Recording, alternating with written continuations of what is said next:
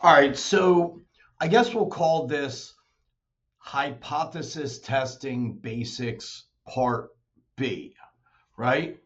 So we're looking at another problem here, and we have a random sample of 848 births. So that's n is equal to 848. Um, of those births, 430 were boys. So that's x is equal to 430. Significance level is alpha, that's 0.10. The claim is that 51.2% of newborn babies are boys. Okay, so this is a slightly different situation. Remember that the null hypothesis is always a statement of equality. So the claim in this problem is actually going to go into the null, right? So we're going to say the null hypothesis is that the population proportion is equal to 51.2% written as a decimal is 0.512. And then the alternate hypothesis is that it isn't, right? It isn't. Um, okay, so here, let me just switch over to what I wrote down. And I'm going to show you something to give you a little bit more insight on hypothesis testing, because this is, in fact, one of the more challenging things in the course. All right, so this is what I wrote down so far.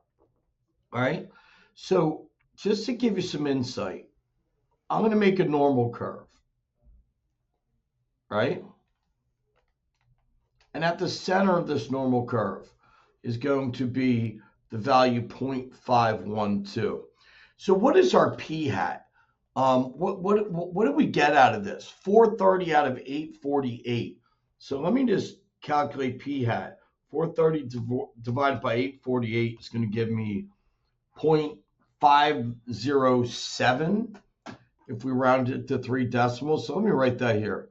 It's equal to 0.507. Well, heck, I mean, I guess I don't even really need to conduct a hypothesis test. So what are we looking to find out here, right? And I'll let you know what I mean.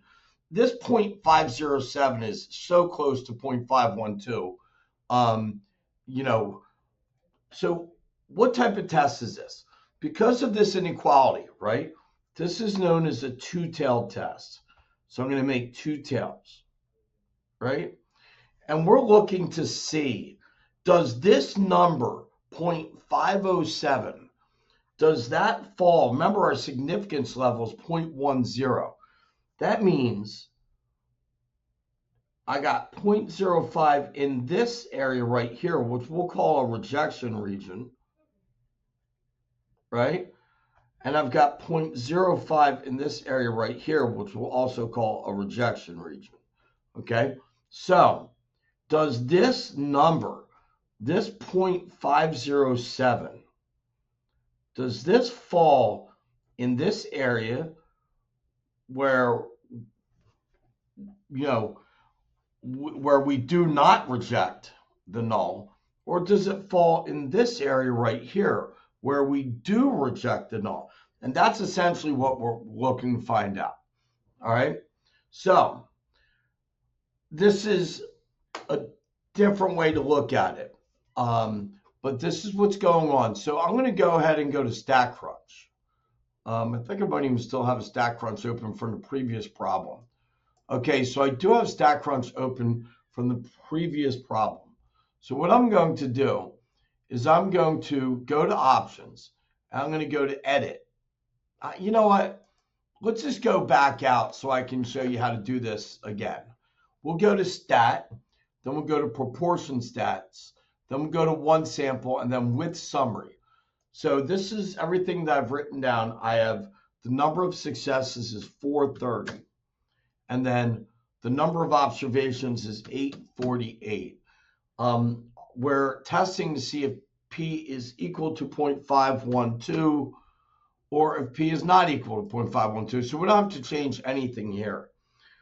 We have a significance level of 0.10. Really, ultimately, all that's going to do is change our critical value, right? So I'm going to hit compute.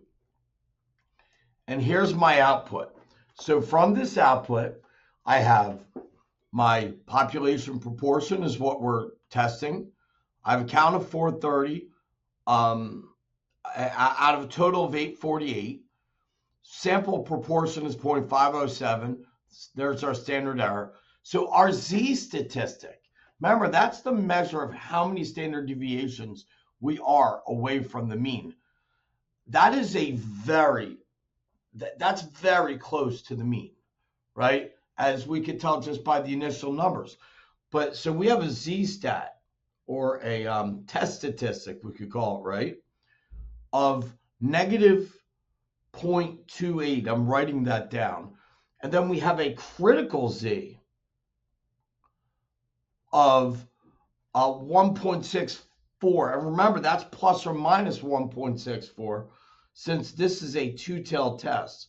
So we'll say plus or minus 1.64. And a super, super high p-value of 0.7742. If the p is high, the null will fly.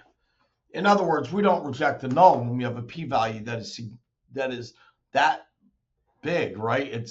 We have a significance level of 0.10 and a p-value of 0.7742. So I'm going to go back to this piece of paper I've been writing on. So these critical values, that tells us that we have 1.64 there, and then this line right here will be negative 1.64. Our test statistic is negative 0.28. So that's going to be like here somewhere, right? So clearly this test statistic is not far enough to the left or to the right to fall in the rejection region. And then we'll go back and we'll enter some numbers into the problem. Okay, so we have a p equal to and then not equal to. So this should be the first answer. Our test statistic is negative 0.28. So that should be our second answer.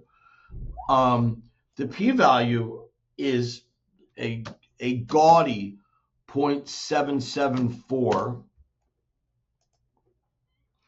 And what is our conclusion? Well, we will not be rejecting the null. We don't have sufficient evidence to warrant rejection of this claim. And then this is where the wording gets kind of funny, right? Because you never accept the null hypothesis. You just don't reject it. So the results do not support the belief that 51.2% of newborn babies are boys. They merely show that there is not evidence against that. And that's the cautious language of statisticians. Okay, and that concludes this lesson.